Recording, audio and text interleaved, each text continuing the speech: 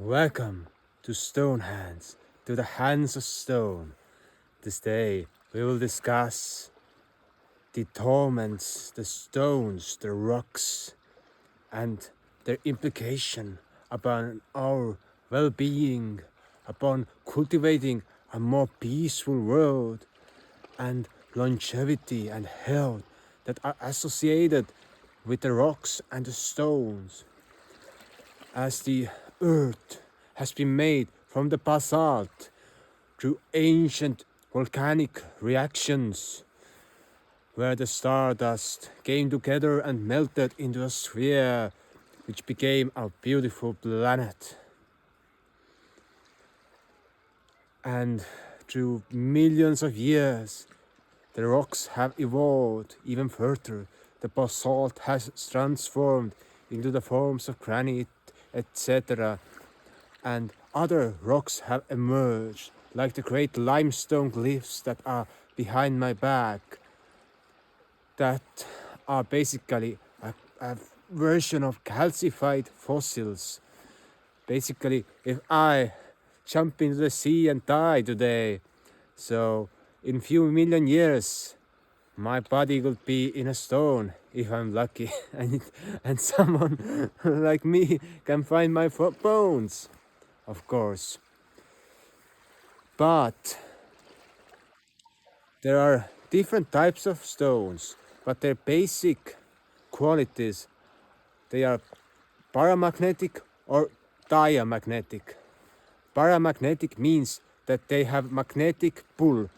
They are pulling magnetic particles towards them. And diamagnetic repels the magnetic pull, repels the magnet. That's easy.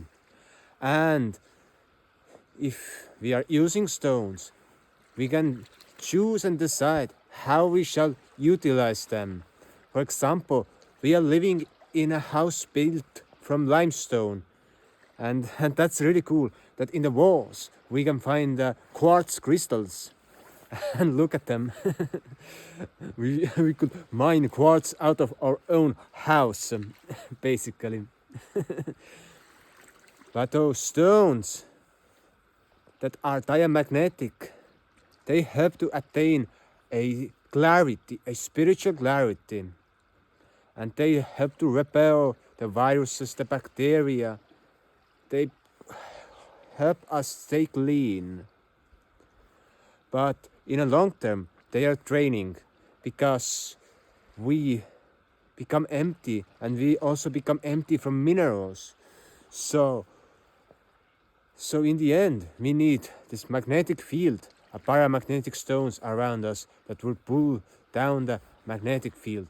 And those stones in unison, they make a great fully edged sword, for example. Because when there's a diamagnetic and paramagnetic force in play, we come into an equilibrium.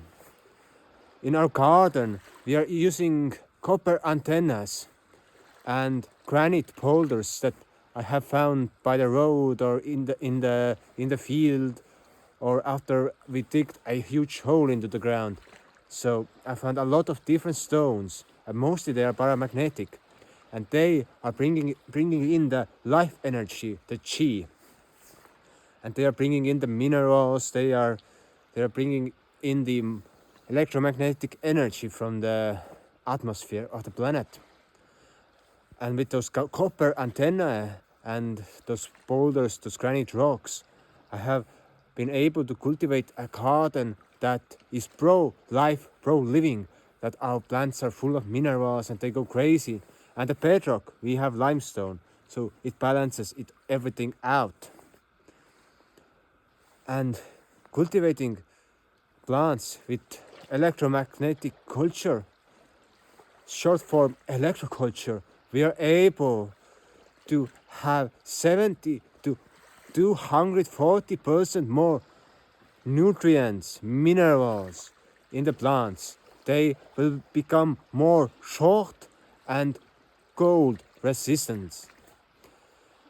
So basically, it is possible to cultivate a garden that is alive a more longer periods of time than we are used to have 2 or 3 times more fruit from the trees than we are used, and so on. And it plays an important role in the north, but actually in the south as well, where it can be hot and dry, of course. But being next to those paramagnetic fields, to those paramagnetic stones, people can cure all kinds of ailments when we are in contact with the nature itself and we are touching the power of nature. We are able to be in touch with the elements and cultivate a longevity in our bodies. I have this example when I had this huge swelling and pain in my body, and I was just holding to my antenna for 20-25 minutes and being barefoot on the ground. And I had this swelling in my body for a few weeks, and it was quite bad. I had huge pains, and I was just holding to it and being grounded for a few hours a day and holding to an antenna for 20 minutes. And I slept like a baby that night, and the pain was gone. That's the power of the paramagnetic force of the earth. And it's easy to make your own antenna, of course. You just take a stick and you spin a copper wire around it, and you stick it next to your plant. Make sure it's taller than your plant itself. Really easy. And if you want to make more complicated systems, you can start bringing in the basalt or granite rocks, making circles around the trees, putting basalt gravel 1 square meter per 1 kilogram per square meter in your garden, and those results will be instantaneous and they will amaze you. That's just a little thing. But people have been working with stone since Stone Age. I don't believe in the linear narrative of history. No, thank you. But people have been working with stone, sculpting, creating magnificent marble palaces. People have wandering around and looking the effects of stones, like the cottages in the Ireland and England or in Germany. Those old cottages, and also the way of plastering your houses with lime plaster, the lime kilns where the stone was burned. We have huge, beautiful culture of such building, and it's friendly for our environment, because those houses are strong, they are alive, they destroy the bacteria and the fungi, and they give us a sense of well-being when we are indoors, and they are usually quite beautiful that we can marvel and look at them. I will show you some rocks as we shall walk onwards. It's beautiful to see when they are falling down after the ice and melting of the ice. They usually begin to crack, and here are quite many layers in the limestone here. Here's some gray limestone and some red limestone. That's quite fascinating. As the hardened cement, the hardened concrete, when it has been fired or it has had heat, it will also turn red. And when the limestone is red, it means it also has had some heat. And it's quite fascinating to look at them. Being a stone man myself, here's another layer. It's quite nice to be on these boulders and to look at the stones. And we can find some clay over here, and also the view over there is beautiful. Our whole coast is full of such cliffs. Just beautiful. And there's a quarry nearby. When there's too much limestone, you got to be cautious as well. The water in the quarry is blue because there's so much limestone. and yes, quarry, an old abandoned quarry that has been filled with water. But when you look here also, the water is quite clear. Usually the water around here is not that clear as here, and it's by the effect of the limestone, as it's too alkaline. But yes, through those layers we can find different types of bedrock. Usual limestone, some sandstone, clay, some blue clay, and many vernacular buildings were also had been built with clay, or actually cob, the mixture of clay, straw and sand, and basically they are stone buildings. One of the most beautiful forms of building yourself a cob house, because you can be like, it can be your creation of art, a creation which lasts throughout centuries, the creation of a cob house. And the beautiful art movements in the Italy, in the Europe, where you can find those houses plastered with lime, or especially those Italian plasters like stucco and marmorino, grazello. They are just so beautiful, and they are made out of burning those same stones over here, which layers you can see and enjoy. They have been just burned out from the limestone, and it's beautiful to go back to the roots. One day I will make a tour of my house and show some plaster work that I made over there. I made some really beautiful plasters using the tradition of the Italians, tradition of the Italian masters. And as you contemplate upon the sea, you can see the most beautiful views across the world. Because from the sea we come, and sea is where we will end eventually, as the whole world will be flooded over and we shall be back. So this is a place where we come and calm ourselves. We spend our time next to the stones and enjoy them. Sometimes I gather some stones and bring them back home. But sometimes I just marvel the wonders of those ancient minerals that have been created in the creation of this world.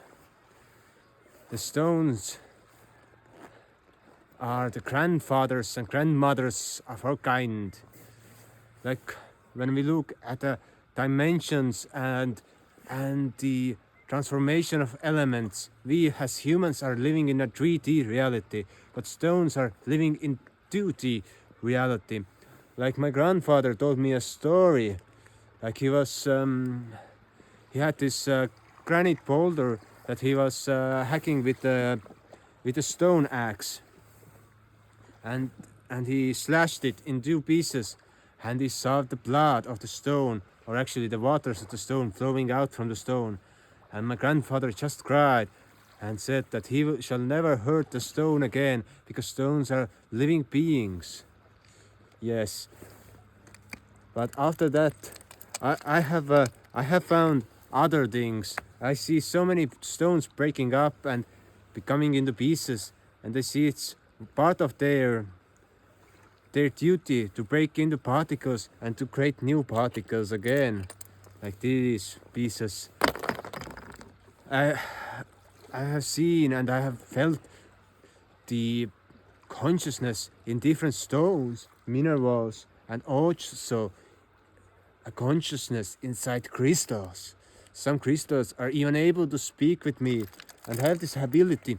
When I touch a stone, I can understand their mineral content. This is a beautiful piece of stone. I shall bring it to my home. That's a nice one. It's like, for example, some iron or gold or silver, when they're inside the stone, I can feel it. And we have some really nice fool's gold over here, or the pyrite, depends where you are from. So a fool's gold. And we can find those pieces like those, they are in circles and sometimes they're in squares, and we have been gathering them from the beach, and it's highly paramagnetic stone. So when we are tracing in Hatton with magnets, the magnet sticks to the stones, and it gives a lot of health benefits to all the people who are around. So shall we proceed towards the exploration of the cliff? Sadly, it's not a mountain. We don't have many mountains here, or actually none, but we have such cliffs of stone where we are able to enjoy the view. Soon there will be a beautiful stone wall. That's a marvel of nature once again.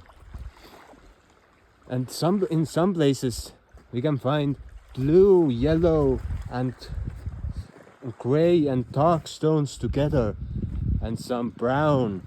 That's just a marvel for the eyes. But I will show you the clay bit of clay where we can gather some clay if we want to.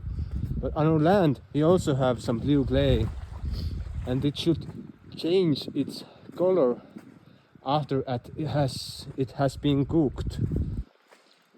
So here you can see some clay and some moss. They make marmalade out of it. Our country is famous that the marmalade was created over here.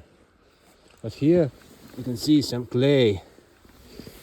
That's just a thing that sticks to the hands. It's quite therapeutic actually. And to make some clay balls or to mix it with sand. That's another thing that the ancient coop builders actually, I believe, found out that how they could make a sticky substance and put some straw over there to create some amazing results. That's the clay. Minerals of the earth. So I hope you enjoyed the video, and of course it was also spontaneous, that the quality or the other chests were not put and thought through them. But nevertheless, I hope you got inspired to work with stone and will be able to utilize the knowledge about the stones in your own life. And to learn more about paramagnetism of the stones, you can just Google that word, and you can join some groups about electroculture, and you will find more information. And to search some words about the round towers of Ireland, and you will find a lot of great material about the round towers, like the book about the music of silence, and then there's something about round towers of Ireland, and you will find it. So I wish you all the best and goodbye.